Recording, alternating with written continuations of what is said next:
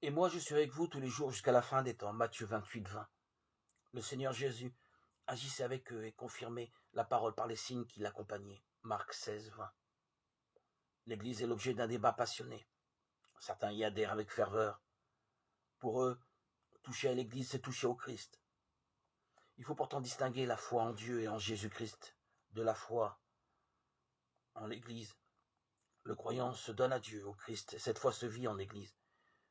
Mais on ne se donne pas à l'Église. D'autres refusent l'Église pour eux, elle n'a rien à voir avec le Christ. Pourtant, c'est bien l'Église qui a écrit les livres de l'Évangile. Ils ne sont pas tombés du ciel.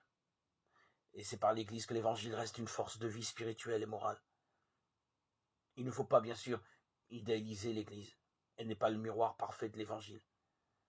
Mais il faut reconnaître que par l'Église, l'Évangile demeure la parole du Christ adressée aux hommes d'aujourd'hui. Il est évident que l'Église n'est pas à la hauteur de l'Évangile. Cette part d'humanité a les lourdeurs et les avantages de toute organisation humaine.